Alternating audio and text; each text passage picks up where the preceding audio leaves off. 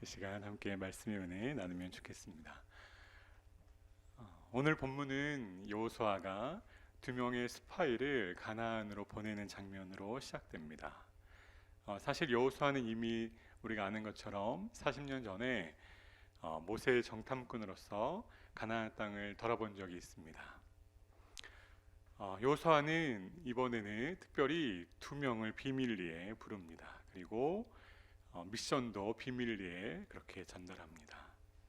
특별히 하나의 미션을 주는데 그것은 여리고성을 살피고 오라는 것입니다.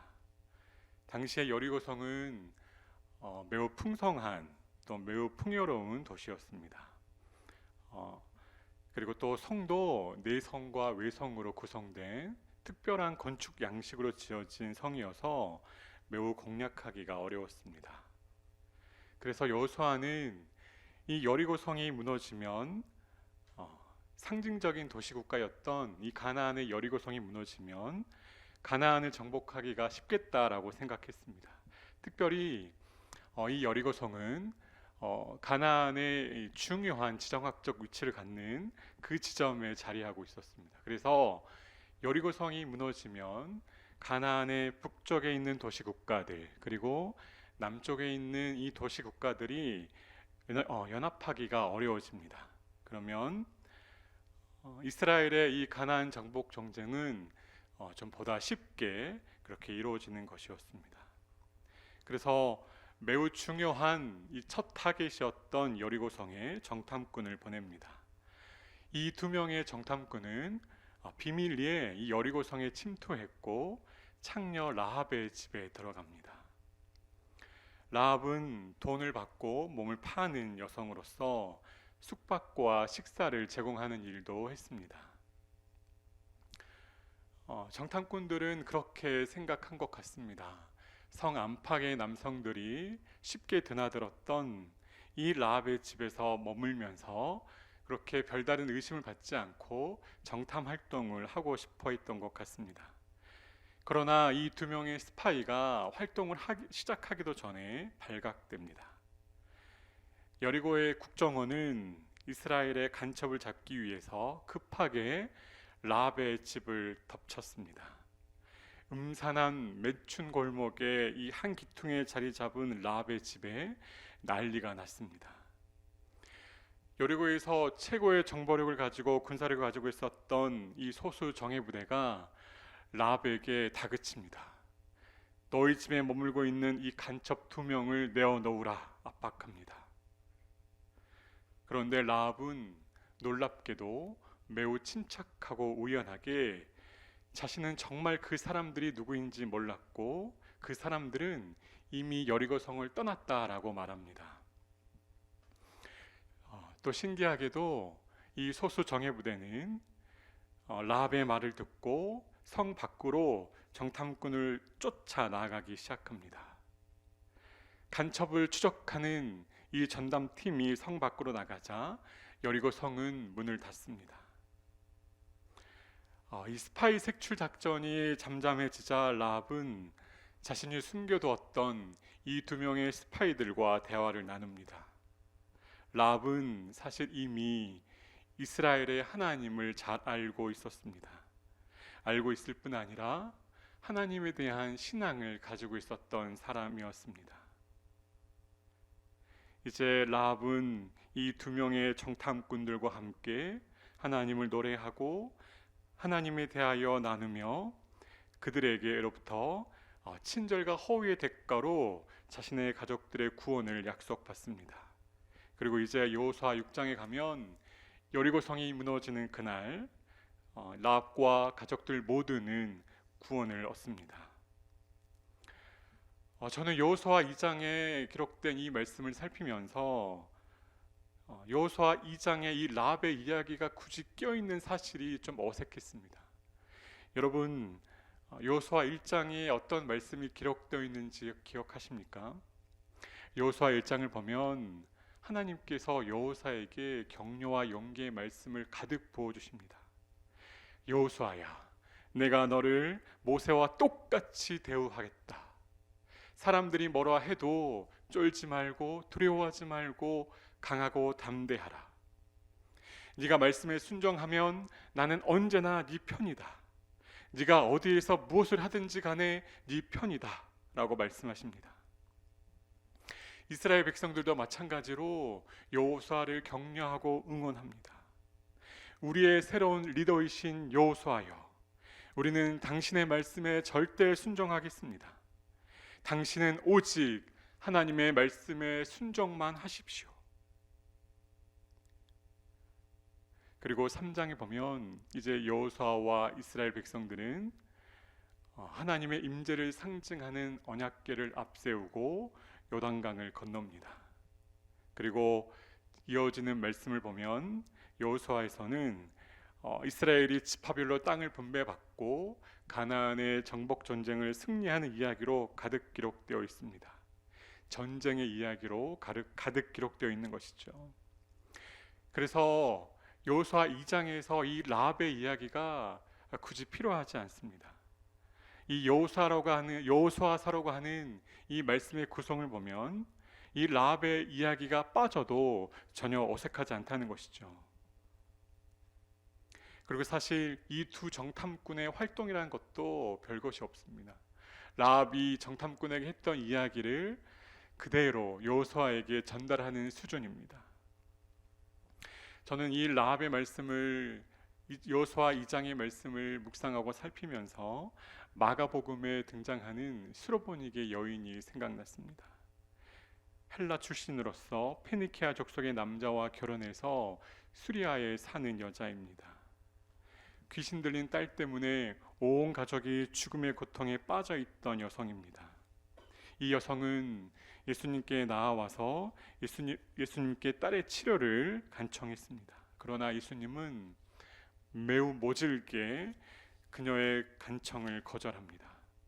그러자 이 엄마는 반려견이 주인의 상에서 떨어지는 그 부스러기 음식을 맛있게 먹는 것처럼 자신도 부스러기 같은 그 은혜라도 좋으니 제발 예수님께 은혜를 베푸십시오라고 그렇게 간곡히 부탁합니다. 그러자 예수님께서는 그제서야 이 여인의 믿음을 크게 칭찬하시면서 그 딸의 문제를 해결해 주십니다. 여러분, 예수님께서 이 여인의 믿음을 시험하고자 하신 것이 아니었습니다. 이 여인의 믿음을 사용하고 싶으셨습니다. 당시에 이스라엘의 종교 지도자들은 예수님께 율법의 문제를 들고 따지면서 논쟁하고 한참 시비를 걸던 때였습니다. 예수님을 전혀 알지 못할 것 같은 한 사람, 그 사람을 찾아서 이방의 지역으로 이동하신 것입니다. 헬라 사람이고 페니키아 족속의 사람과 결혼해서 수리아에 사는 그 이방의 여성과 구약의 율법을 통달하고 제사와 절기를 지키는 이 남성의 지도자들과 비교하고 싶으셨던 것이죠. 그래서 종교 지도자들에게 강력한 비난의 말씀을 선포하고 싶으셨습니다. 가식과 위선으로 가득한 당시의 종교 지도자들의 껍데기 신앙을 비난하고 경고하고 싶으셨던 것입니다. 라합의 이야기도 비슷합니다. 하나님께서 분명하고 정확한 의도를 가지고 여호수아 2장에 라합의 이야기를 기록하셨습니다. 이방 사람, 진멸의 대상이었던 사람, 여리고성에서 가장 비천한 직업을 가진 비참한 여성에게 하나님은 찾아가셨습니다. 당시에 이스라엘 사람들이 보기에는 정말로 상종도 하고 싶지 않은 여인이었고 돈을 받고 몸을 파는 정말 더러운 이방 여인에게 하나님은 찾아가셨습니다. 하나님은 전쟁의 사기로 가득한 이제 이스라엘의 황금기를 구가하려고 준비하고 있는 그 에너지로 가득 모여 있는 이 이스라엘 백성들에게 분명히 하시고픈 말씀이 있었습니다. 가나안에도 나의 생명이 있다. 나의 생명은 내가 반드시 구원한다. 가나안의 창녀도 이스라엘의 백성도 내가 사랑하는 나의 백성이다. 선민의식, 하나님께 선택받은 백성이라고 하는 순수 혈통의 자존감으로 가득했던 이스라엘 백성들에게 하나님이 가지고 계시는 그 사랑이 무엇인지 분명히 보여주고 싶으셨습니다. 이스라엘 사람이든지 그렇지 않든지 그 사람의 직업과 배움과 형편이 어떠하든지 간에 하나님의 은혜와 사랑이면 충분하다는 사실 하나님 말씀하고 싶으셨습니다. 그래서 하나님은 거칠고 험악한 사람들 사이에서 부대끼며 생존 자체가 지옥이었던 라합을 찾으셨고 구원하기로 작정하신 것입니다. 여러분, 라합이 정탐꾼들과 함께 나눈 대화를 보면 라합이 어떠한 신앙을 가지고 있었는지 우리가 잘 알게 됩니다. 라합은 이 두 정탐꾼들과 대화를 통해서 이렇게 이야기합니다. 나는 이미 당신들의 여호와 하나님을 알고 있습니다. 나는 당신들의 여호와 하나님이 이루신 소식을 들을 때마다 간담이 녹았고 마음이 녹았습니다. 심지어 신명기에서 모세가 하나님을 향하여서 선포하였던 신앙의 고백과 비슷한 신앙의 고백을 이야기합니다. 위로는 하늘에서 아래로는 땅 위에서 과연 주 당신들의 하나님만이 참 하나님이십니다. 라합에게는 하나님을 경외하는 신앙이 있었습니다. 그래서 라합은 자신에게 들이닥친 여리고의 국정원 앞에서도 두려워하지 않을 수 있었습니다. 하나님을 두려워하는 큰 두려움이 있었기에 여리고의 두려움은 그다지 위협적이지 않았습니다. 그런데 사실 여러분, 우리가 여기서 하나 기억할 것은 라합이 이스라엘 정탐꾼들을 만나기 전에 알고 있었던 이 하나님에 대한 지식은 사실 라합에게는 매우 절망적인 이야기였습니다. 여리고에서 가장 무시받고 천대받는 음산한 골목거리에서 하루하루 죽을 힘을 다해서 살아가는데 이 도시가 하나님의 손에 의해서 멸망한다는 것입니다. 이 소식은 라합에게 더 이상 인생을 살아갈 소망을 쌍그리째 그렇게 빼앗아가는 소식이었습니다. 절망의 깊은 한숨 속에서 공포의 시간을 겨우겨우 버티던 이 라합에게 나타난 이 두 명의 스파이는 라합에게는 천사와 같았고 생명수와 같은 사람들이었습니다. 라합은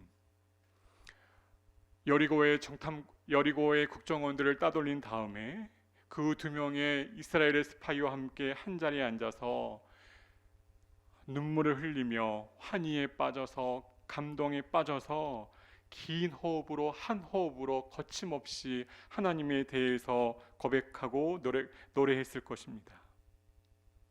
라합은 마침내 그 두 명의 정탐꾼들로부터 구원을 약속받습니다. 절망이 소망으로 바뀌는 순간입니다. 저는 오래전에 저희 아이들과 함께 에바 알머슨이라고 하는 스페인 화가의 작품전에 다녀온 적이 있습니다. 여러분 혹시 기억하십니까? 에바 알머슨. 한때 대한민국 그 대도시를 중심으로 해서 작품전을 열었던 화가입니다. 이분 작품의 특징은 모든 등장인물들이 미소를 짓고 있습니다.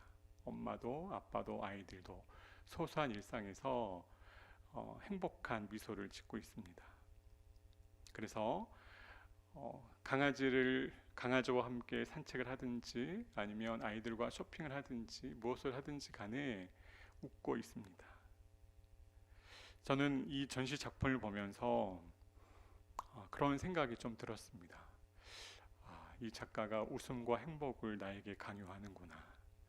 웃음과 행복이 주는 압박감이 있구나. 약간의 불편함을 느꼈습니다.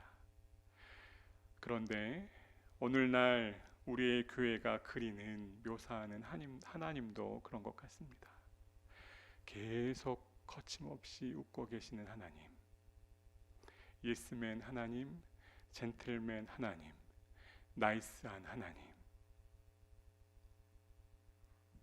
사랑과 친절과 자비와 선하심으로 우리가 잘되기를 응원하시고 바라시는 하나님을 교회는 주로 설교하고 가르칩니다.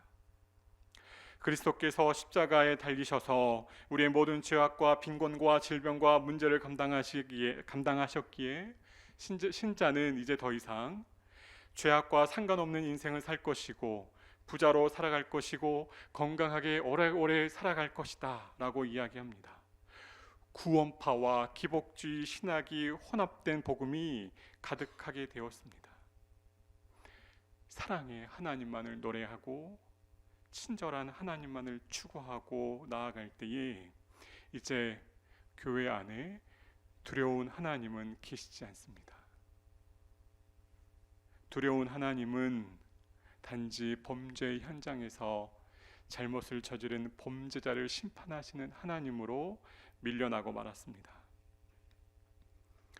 성도 여러분, 저와 여러분에게 하나님을 두려워하는 신앙이 있는지 돌아봐야 합니다. 여러분이 하나님 앞에서 두려워하면서 떨어본 적이 언제입니까? 사랑의 하나님, 자비의 하나님, 선하신 하나님, 좋으신 하나님만을 찾고 따르면서 두려운 하나님을 멀리하고 잊어버리지 않았는지 돌아봐야 합니다. 착하고 부드러우신 그 하나님을 쫓는 신자는 절대로 신앙의 신비를 경험할 수 없습니다. 신자의 품격과 성령의 열매를 맺을 수 없고 찾아볼 수 없는 것입니다. 저는 2009년도에 신대원에 입학했습니다. 그리고 2012년도에 강도사 고시를 치렀습니다. 제가 속한 교단에서는 신대원을 졸업한 그 해에 강도사 고시를 치르고 그 시험에 합격하면 1년 후에 목사 안수를 받습니다. 제가 강도사 고시를 치르기 전에 제가 참 존경하고 사랑하는 목사님께서 저에게 말씀하셨습니다. 소자여, 이번에 네가 강도사 고시에 합격하거든 내가 너를 반드시 부르겠노라. 여기 웃어주셔야 되는데요. 네, 저는 그 목사님의 부르심에 너무 기뻤고 그 교회에서 그 목사님과 함께 꼭 사역하고 싶었습니다. 서울 강남의 큰 교회 담임 목사님께서 광주의 무명의 이 동네 사역자에게 베푸신 그 자비와 사랑이 얼마나 놀랍고 감사했는지 모릅니다. 그런데 응시자 중에서 80% 정도가 합격하는 이 강도사 고시에 제가 어떻게 되었겠습니까? 떨어졌습니다. 강도사 시험에 떨어지고 나서 너무나 힘들었습니다. 그때 신대원에서 같이 공부하던 형님이 한 분 있었습니다. 랜디 빠당 줄렉스, 인도네시아 형님이었는데 그분 합격했습니다. 신대원에 떨어진 것도 너무나 부끄러웠고 강도사 고시에 떨어진 것도 너무나 부끄러웠고 강남의 큰 교회 사역지에 길이 막힌 것도 너무나 화가 났습니다. 그때 제가 정말로 하늘을 향해서 고개를 들고 하나님께 이야기했습니다. 하나님, 저 사역하지 말까요? 좀 더 거칠게 이야기했겠죠. 네. 하나님 지금 제 앞길을 막으시는 거예요? 하나님 제가 목사 되는 거 싫으시면 저 목사 안 할게요. 얼마나 경박스럽고 얄팍합니까? 여러분, 지금 생각하면 강도사 고시에 떨어지고 그 교회에서 사역을 못하게 된 것 그렇게까지 중요하고 큰 일이 아닌 것 같습니다. 그런데 당시에는 정말로 힘들었습니다. 시험에 떨어지고 나서 저의 불편한 마음이 가득 쌓이고 쌓이자 제 마음에 제 내면 세계에 진동이 일어났습니다. 그리고 그때 깨달았습니다. 나의 인생이 그 목사님께 달린 것이 아니구나. 나의 인생의 모든 것이 하나님의 새끼손가락 손톱 위에 달려 있구나. 그 깨달음과 그러한 이 생각으로 제 내면이 가득해지자 놀라운 일이 벌어지기 시작했습니다.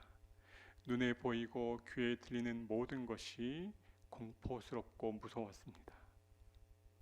그 즈음에 제가 제주도를 다녀올 일이 있었는데, 광주에서 제주도로 오가는 그 짧은 비행 시간 동안 비행기 안에서 앉아 있는 것이 너무나 힘들었고 덜덜 떨면서 오갔습니다. 그 시기, 그 시절 제가 가지고 있는 것들이 얼마나 가볍고 하찮은 것인지, 먼지와 같은 것인지 보게 되었습니다. 그렇게 몸과 마음의 힘이 어느 정도 빠지고 한참의 시간이 흐른 다음 하나님께서 저에게 찾아오셨습니다. 살갗에 스치는 바람결로 사랑을 속삭여 주셨습니다. 해지는 노을역에 커튼을 쳐주시며 저를 쉼의 장소로 인도해 주시는 것 같았습니다.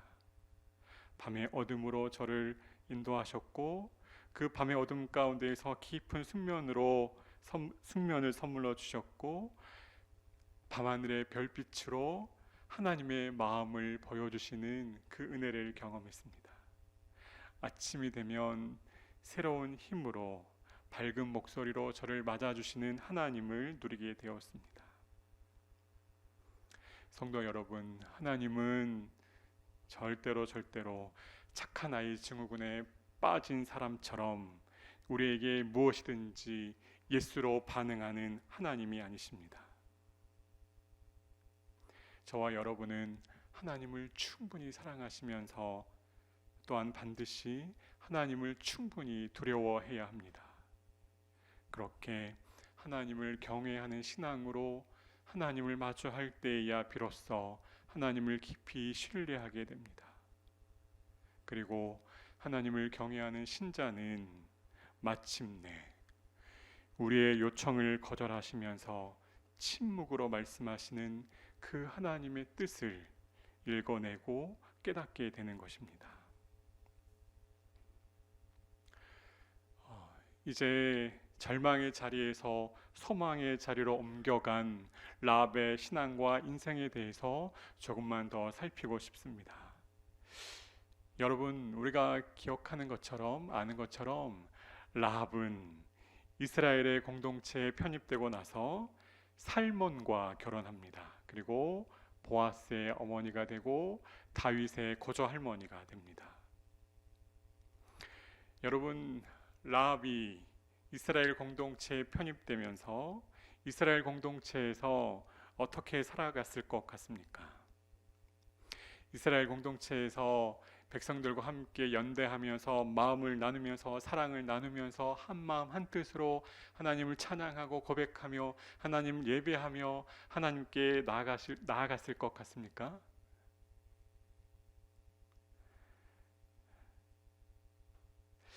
이스라엘 공동체에서 처음에 라합과 그 가족들은 환대받았을 것 같습니다. 그리고 그들의 삶의 터전을 제공받았을 것 같습니다. 그런데 이제 점점 시간이 흐르면서 이스라엘 백성들은 수군거리기 시작했을 것입니다. 점점 라합과 그 가족들은 이스라엘 공동체에서 이질적인 존재로 밀려났을 것입니다. 여러분, 그걸 어떻게 알 수 있습니까? 역사의 문헌이나 학문적인 접근으로 가능한 이해가 아닙니다. 저와 여러분, 우리를 보면 압니다. 라합은 정말로 은혜를 경험한 사람으로서 소망의 자리에서 하나님을 마음껏 예배하고 자신이 감당할 수만 있다라면 그 어떤 일도 이 공동체와 하나님 나라를 위해서 헌신하고 싶었을 것입니다. 하지만 여리고 사람 라합에게 창녀 출신 라합에게 허락되지 않은 일이 너무나 많았을 것입니다. 이스라엘 사람들은 라합과 그 가족들이 보이지 않는 곳에서 라합과 이 일행을 향하여서 손가락질했을 것이고 수군거렸을 것입니다. 배척했을 것입니다. 점점 라합과 그 가족들은 이스라엘 공동체에서 여리고 사람으로서 창녀 출신으로서 더 이상 설 자리는 없었을 것입니다.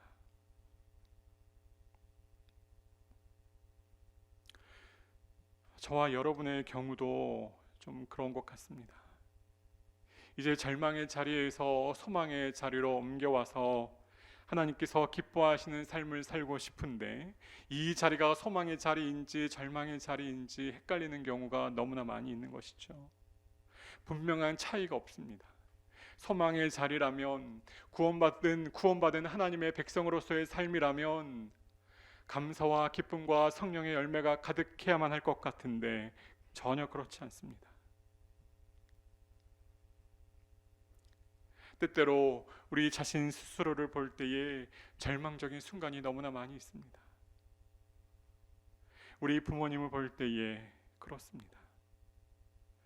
또 그 무엇보다 누구보다 우리의 정신을 마비시키는 자녀를 볼 때에 내가 정말로 절망의 자리에서 빠져 박혀서 사는구나 싶습니다. 하루에 몇 번씩 소망과 절망의 탕속을 오가는 우리의 형편이고 우리의 인생입니다. 그래서 어쩌면 라합도 이스라엘 공동체에 편입되어서 사는 기간에 이런 생각했을 것 같습니다.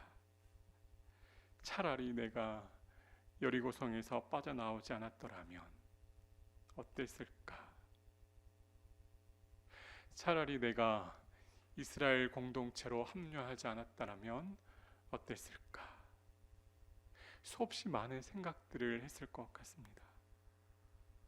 그럼에도 불구하고 라합은 절망의 자리에서 소망의 자리에서 하나님께서 부르신 그 소망의 자리에서 하나님의 은혜를 잊어버리지 않았습니다. 어떻게든 하나님의 은혜와 하나님의 사랑과 하나님의 자비하심 가운데 하나님을 경외하는 신앙으로 그 시간들을 감당하고 이겨내고 버텨냈습니다. 여러분, 라합이 이스라엘 공동체에서 그렇게 신실하게 자신의 신앙을 지켰던 사실 어떻게 알 수 있습니까? 그의 아들 보아스를 보면 잘 알 수 있습니다. 보아스. 룻기에 보면 보아스는 들판의 곡식을 추수하는 일꾼들에게 약자들의 식량이 될 만한 곡식들을 그대로 남겨두라 이야기합니다. 공동체와 약자를 지키는 그 사랑의 마음, 자비의 마음, 어머니 라합에게서 보고 배운 것입니다. 보아스가 룻을 대우하고 환대하는 그 섬세한 모습도 매우 특별합니다.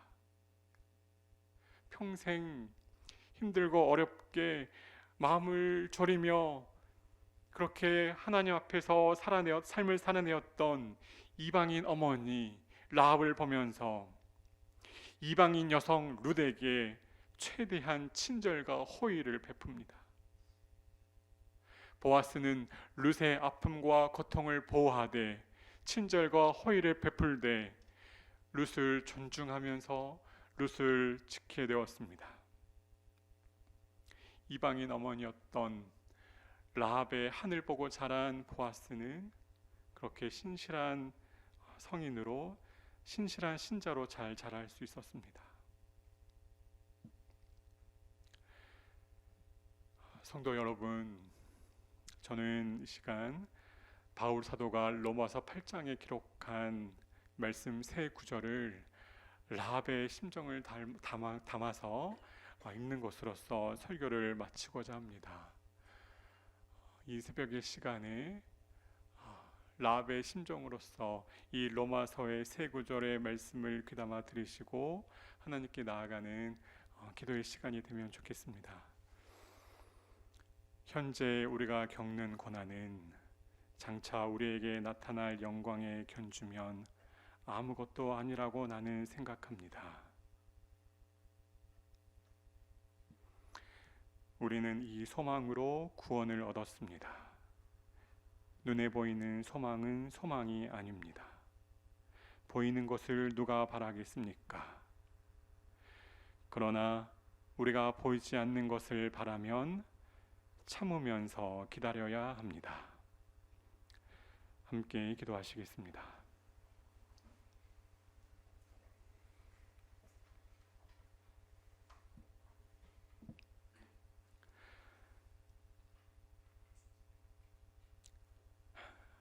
하나님,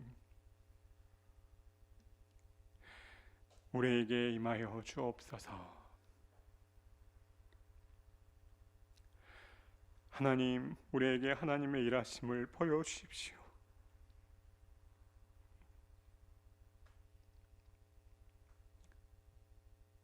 하나님을 마음껏 알게 하시고 사랑하게 하여 주십시오. 하나님을 경외하는 마음으로 예배하며 사랑하며 살아가게 하여 주십시오.